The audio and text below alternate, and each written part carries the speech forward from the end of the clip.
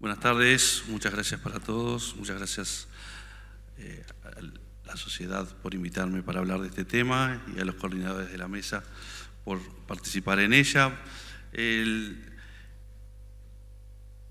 La primera pregunta que nos podemos hacer es ¿por qué el cáncer de colon es tan importante en nuestro país? Y bueno, aquí si uno mira esta diapositiva, uno ve que, por supuesto, el cáncer colorectal es la segunda causa de muerte. Tanto en hombres como en mujeres se desarrolla el cáncer colorectal, no hay una preferencia por lo que es el sexo. El cáncer colorectal ofrece instancias en donde durante un periodo de tiempo importante no hay síntomas o no se presenta como síntomas, y también que el screening ayuda a prevenir la aparición de esta enfermedad. Entonces, si uno tiene todo eso en mente y puede contestar fácilmente estas 4 preguntas, no vamos a usar los cartones en esta instancia, uno se pregunta, bueno, si es tan fácil, ¿por qué no hacemos algo? Muchas veces eso pasa porque a veces pensamos que se puede hacer, pero no lo hacemos bien. Y no solamente debemos pensar que se debe hacer, sino que debemos hacerlo. Uruguay, brevemente me voy a referir a lo que es la epidemiología del cáncer colorectal, la posición que ubica a nivel del mundo. Esto es, tiene una tasa de incidencia y de mortalidad que está dentro de las primeras en el mundo. Fíjense que las tasas de mayor prevalencia aquí están en azul oscuro. Uruguay se destaca nítidamente, el resto de los países de América Latina y se asimila a lo que es América del Norte, Europa y Oceanía. Pasa lo mismo con las tasas de mortalidad. Y esto también nos da el triste privilegio de ocupar posiciones líderes en el tema. Si uno mira lo que es en Latinoamérica, uno observa que primero aparece Barbados y después aparece segundo Uruguay, tanto en tasas de incidencia como mortalidad. Por lo tanto, entonces, nuestros datos nos muestran que en Uruguay el cáncer colorectal es el segundo cáncer más frecuente y la segunda causa de muerte por cáncer cuando se consideran ambos sexos, hombres y mujeres. En hombres es la tercera causa, en mujeres es la segunda, pero unidos es la segunda causa de ambos sexos. Y representan casi el 13% de las muertes por cáncer cada año. De esos que desarrollan cáncer, casi el 93% de los pacientes tienen 50 años o más, y la mitad de esos superan los 70 años. Entonces, vemos que es una enfermedad que se desarrolla en el adulto y fundamentalmente en el adulto mayor. En los últimos 25 años, las últimas tablas del Registro Nacional de Cáncer, que son las que han proporcionado estos datos, muestran que la mortalidad aumenta ligeramente en hombres y disminuye levemente en mujeres. Son datos que son muy poco significativos, pero que muestran una tendencia. Uruguay muestra, por otro lado, altas tasas de incidencia, comparables a los países, como vimos en el gráfico anterior, a países con alto o muy alto índice de desarrollo humano. Pero las tasas de mortalidad, comparada con esos países, es más elevada que ellos. Por lo tanto, nos da un cociente desfavorable en el sentido de que tenemos la misma incidencia, pero si evidentemente no los detectamos en estadios tan precoces como para hacer un tratamiento que sea curativo.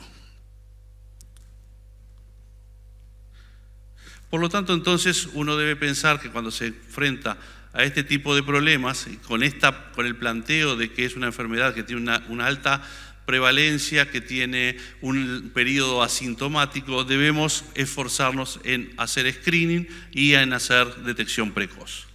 ¿Qué es lo que diferencia uno del otro? Fundamentalmente, lo que va a diferenciar el screening de la detección precoz es que el screening va a detectar cambios antes de que el cáncer aparezca o los detecta en estadios más precoces. En cambio, el diagnóstico precoz es ya cuando la enfermedad está instalada. Y la persona a la cual uno dirige el screening es personas con riesgo promedio sin síntomas sugestivos de cáncer. En cambio, cuando uno va a buscar la detección precoz, son personas con riesgo promedio y con síntomas precoces de tener la enfermedad. Por lo tanto, la detección y la resección de los pólipos con componente adenomatoso, sabiendo que un porcentaje alto de los cánceres se desarrollan a partir de la secuencia adenoma-carcinoma, va a permitirnos disminuir la mortalidad, disminuir la incidencia, y por otro lado la detección precoz del cáncer con la resección curativa, sea desde el punto de vista endoscópico o quirúrgico, va a disminuir la mortalidad. ¿Cómo implementamos un programa de screening? Un programa de screening debe estar pautado en su implementación, no debe hacerse sin seguir ciertas pautas. Debe tener una etapa de preplanificación, una etapa de planificación integral, un estudio de viabilidad, una implementación de uno o varios estudios pilotos, una ampliación de esos estudios pilotos y llegar a una etapa de screening masivo luego de haber superado cada una de estas pruebas anteriores, para así ya llegar a un screening masivo que esté planificado y que esté sustentable. Por lo tanto, cuando uno plantea un screening debe hacerse paso a paso, consensuarse entre todos los actores, debe ver si deben establecerse monitorización e indicadores adecuados para su valoración y debe haber uniformidad de criterios en cada uno de estos pasos. Y es así entonces que siempre uno empieza por uno o varios planes pilotos, pasa después a un plan oportunista y termina por un plan organizado. ¿Cuál es la diferencia? Un plan piloto sirve para establecer más o menos pautas y ver cómo funciona. Eso generalmente son un número limitado de pacientes. El plan oportunista y el plan organizado ya son planes más masivos. El plan oportunista es el cual la población objetivo es una invitación general. Por ejemplo, yo los invito a ustedes a venir a hacerse un examen de glicemia por medio del hemoglucotest. Y de aquí se pueden levantar 10, 5 o todos. Uno no sabe, hace la invitación general y tiene una respuesta que va a valorar. En cambio, cuando uno plantea un examen o un screening organizado, aquí les voy a decir, quienes cumplan ciertas características de los que están en esta sala deben pasar adelante y les vamos a hacer un hemoglucotest para detectar niveles de glicemia por el método que establezcamos. Por lo tanto, entonces, hay diferencias en cuanto a uno y otro y siempre es preferible pasar primero por un plan oportunista para terminar en un plan organizado. Los planes deben aplicarse, como dijimos, en poblaciones con altas tasas de incidencia del cáncer colorectal y deben contar con un marco legal, con estudios de factibilidad, con una correcta y uniforme recolección de datos. Generalmente son múltiples los centros de captación, no se puede hacer en un solo lugar centralizado, con servicios de diagnóstico y tratamiento adecuados, como después vamos a ver que es necesario. Debe ser igual para toda la población que esté definida, por supuesto, y como decíamos, los centros de atención primaria deben estar involucrados en la captación, ya generalmente está dirigido a población que no tiene síntomas. Debe haber sí un centro administrativo que centralice los datos, debe haber certificación de los centros de diagnóstico, criterios de inclusión y exclusión uniformes, folletería, publicidad, instructivos también acordados entre todos, manejo seguro y eficiente de la información y, reitero nuevamente, implementación por pasos. ¿Cuáles son los objetivos fundamentales? Bueno, la detección de adenomas y la detección de cáncer. La detección de cáncer, sea cáncer en estadios avanzados o cáncer en estadios precoces, que pueden incluso curarse por vía endoscópica, y la detección de adenomas, sabemos la alta importancia que tienen los adenomas avanzados como objetivos de un plan de screening, ya que esos son los que tienen mayor chance de malignizarse. Adenomas avanzados cuya definición es un tamaño mayor a 10 milímetros o un componente velloso mayor al 25% o una displasia de alto grado. Y también el otro objetivo son los adenomas cerrados, fundamentalmente aquellos adenomas cerrados, los planos que están ubicados en colon derecho y que son bastante difíciles de ver y de detectar. Por lo tanto, entonces, nuestra intervención mediante un screening va a modificar el curso clínico de la enfermedad. Primero, por un lado, cuando detectamos adenomas y los resecamos, interrumpimos la secuencia adenoma-cáncer, y por otro lado, cuando detectamos la lesión, tratar de detectarla en estadios precoces o avanzados menos invasor. Esto va a generar que los tratamientos sean más sencillos, menos traumáticos, más efectivos y menos costosos. Debemos de evaluar y aplicar el screening a una población de riesgo promedio. Por lo tanto, vamos a excluir de incorporar a un plan de screening a la población con riesgo elevado. Y aquí podemos hablar de que no importa la edad, pero sí quienes tengan un familiar de primer grado con cáncer colorectal que lo haya desarrollado antes de los 60 años, 2 familiares de segundo grado con cáncer colorectal, por supuesto aquellos que vienen a la consulta pero presentan síntomas sugestivos de cáncer colorectal como sangrado macroscópico, cambio en el ritmo defecatorio, etc. Una enfermedad inflamatoria intestinal de tipo de la colitis ulcerosa o enfermedad de Crohn, antecedentes personales de que ya le hayan sido resecados adenomas colónicos, antecedentes personales, por supuesto, de que haya sido ya portador de un cáncer colorectal, y los síndromes hereditarios del tipo de la poliposis adenomatosa familiar y el síndrome de Lynch. Todos ellos deben estudiarse y deben seguirse y deben tratarse mediante colonoscopía. Sin embargo, entonces incluiríamos en una población de riesgo todos aquellos que no tienen todo lo visto anterior, pero que tienen más de 50 años, porque se ha visto que la curva de incidencia aumenta a partir de esa edad. Lo otro que debemos definir cuando planteamos un programa de screening es la herramienta. La herramienta debe tener algunos requisitos cuando vamos a elegirla, que debe ser económica, fácil de usar, fácil de procesar, que tenga buena aceptación, resultados confiables. Esto es entonces la herramienta de screening. Hoy día, si uno lo pone a analizar, no existe ninguna herramienta que tenga todas esas características, por lo tanto debemos elegir la que tenga la mayor parte de estas características. Uno enseguida piensa, bueno, colonoscopía, es el gol estándar, nos permite ver el recto y el colon en su totalidad, pero tiene como contras de que necesita un equipamiento endoscópico, necesita entrenamiento del endoscopista, necesita una limpieza previa del colon, y si bien tiene una alta sensibilidad diagnóstica, no es algo económico y que tenga una buena aceptación en la población. De todas maneras, si lo elegimos como herramienta de screening, la colonoscopía debe cumplir algunos otros requisitos. Esto es, que sea realizado con equipos de videoendoscopía, y si es equipos de alta definición, mucho mejor. Estudio completo de todo el colon, con un colon limpio totalmente, con un médico entrenado en screening, que la colonoscopía de screening lleva más tiempo que la colonoscopía convencional, y que nos haga un informe adecuado de la patología. Por lo tanto, entonces, si elegimos como herramienta de screening la colonoscopía, deberíamos someter al 100% de la población objetivo por lo menos una videocolonoscopía luego de los 50 años de edad. ¿Es esto posible desde muchos puntos de vista en nuestros países, tanto desde el punto de vista económico como la cantidad de médicos endoscopistas que se necesitan, las unidades de endoscopía, etcétera, etcétera? Bueno, yo creo que estamos un poco lejos de esa situación. Por lo tanto, debemos pensar en valorar algunas otras alternativas. Quizás debamos, entre esa población de mayores de 50 años que no tenían ningún antecedente, que se consideraban sanas, mirarlos con un poco más de detenimiento y elegir quiénes son a los que le debemos someter a una endoscopía. ¿Cómo logramos eso? Bueno, mediante los test de sangre oculta. Los test de sangre oculta lo que van a hacer es seleccionar pacientes o personas que posiblemente puedan tener la enfermedad de aquellos que posiblemente no la puedan tener. Y es así que en los últimos años, ya hace más de 20 años, se han desarrollado los test inmunoquímicos que vinieron a sustituir al viejo Weber o test de Guayaco, porque tiene la ventaja de que es un anticuerpo antihemoglobina humana, que no requiere dieta previa, que se utiliza en el domicilio, que tiene una alta sensibilidad y una alta especificidad, y que no reacciona con otras hemoglobinas, solamente con hemoglobina humana, y que está diseñada para reaccionar con hemoglobinas degradadas. Por lo tanto, detectan sangre que proviene del ilion y del colon. Por eso no se deben pedir cuando uno busca sangrados del tubo digestivo alto.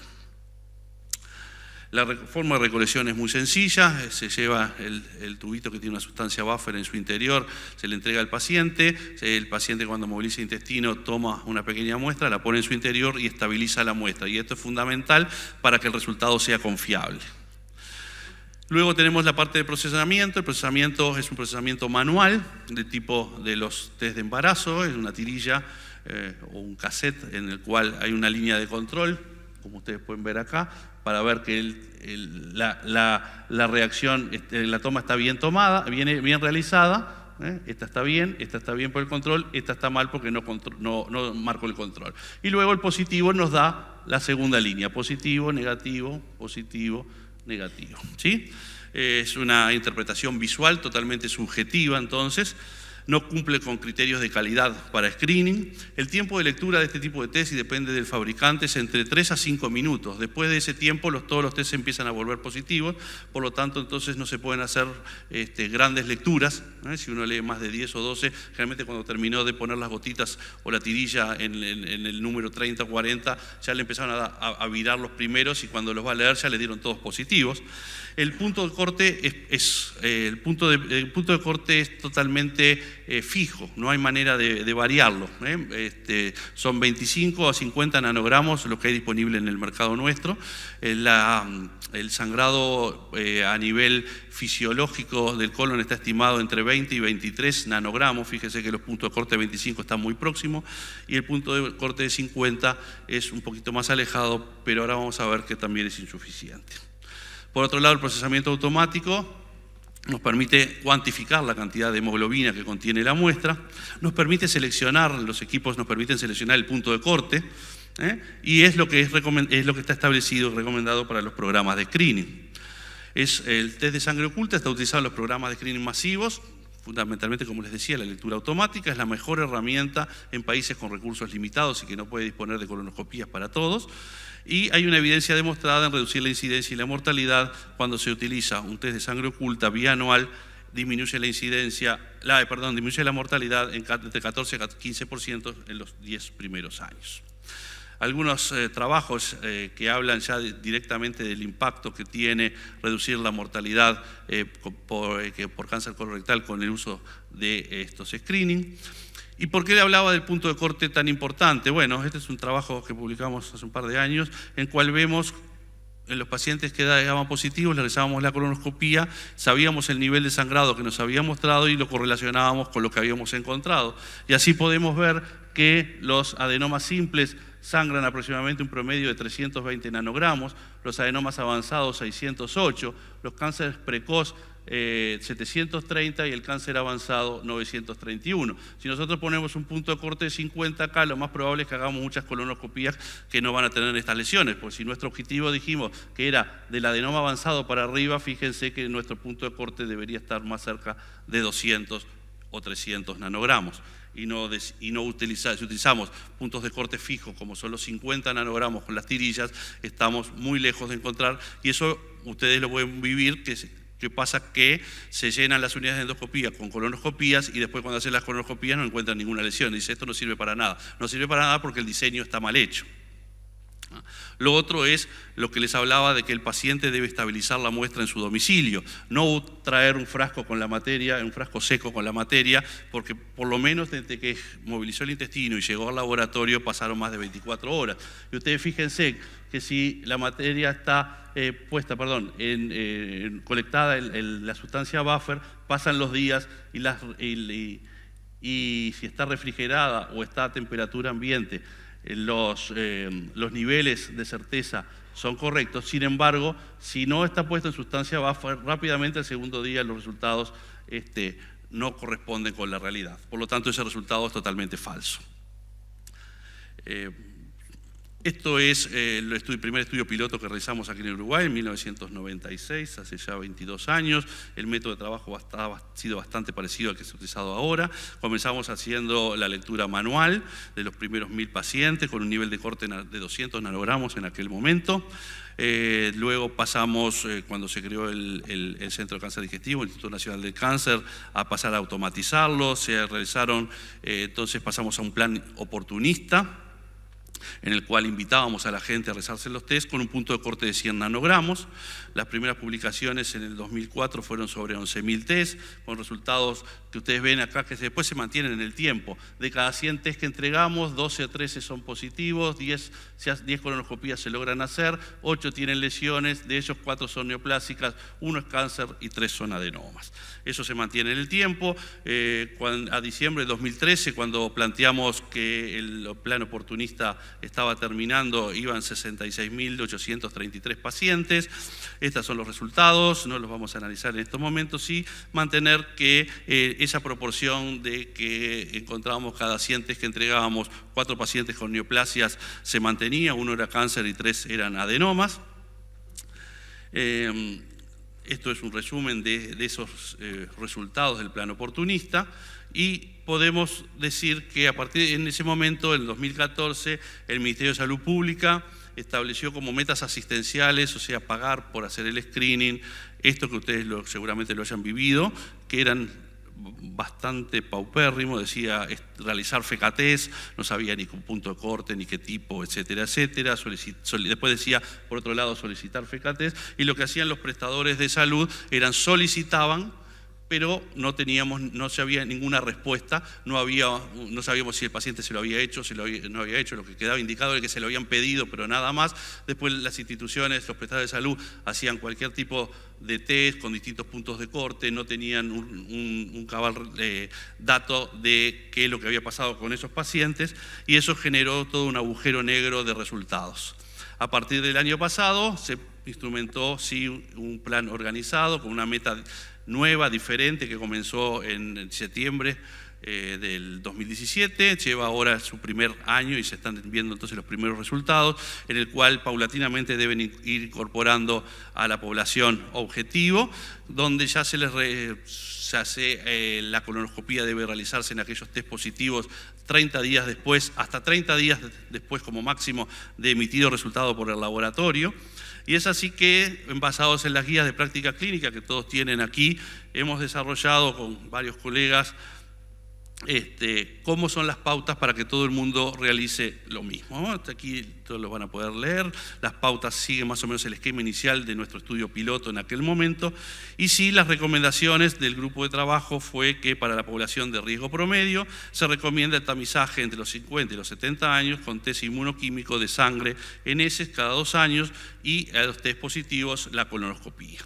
Las otras recomendaciones son que sean pacientes asintomáticos, por supuesto, que no tengan una colonoscopía total de calidad normal realizada en los últimos 4 años, que no tengan diagnóstico endoscópico previo de patología colorectal potencialmente sangrantes, esto es, divertículos. Si ya tienen divertículos, seguramente los test les van a dar siempre positivos, por lo tanto a esos pacientes no hay que hacerles los test de sangre oculta. Y los otros son los antecedentes que ya vimos de patologías que excluyen, y que lo recalco hoy porque esto es lo que vemos todos los días. Le piden pacientes que tuvieron sangrado macroscópico, le piden haber un estudio de sangrado microscópico, pacientes que ya tuvieron un test, le repiten test cuando ya se hicieron la colonoscopía el mes pasado. Entonces, esto es lo que queremos recalcar, y un poco van a tenerlo todo explicado en las guías. Lo otro es tomar la muestra en domicilio, colocando la materia fecal en la sustancia buffer, y lo otro es se dio un tiempo para que todos los prestadores de salud pasaran al sistema automatizado. Y por último, los resultados y la evaluación.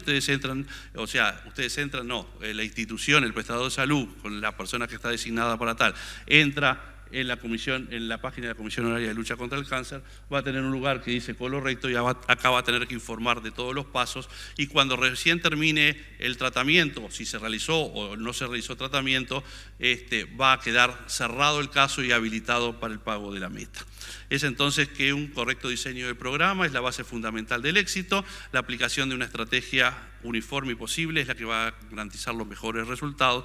La elección de la herramienta también es un punto clave, y cómo utilicemos esa herramienta y el uso de indicadores estándar será esencial para medir la calidad del programa y su potencial. Muchas gracias.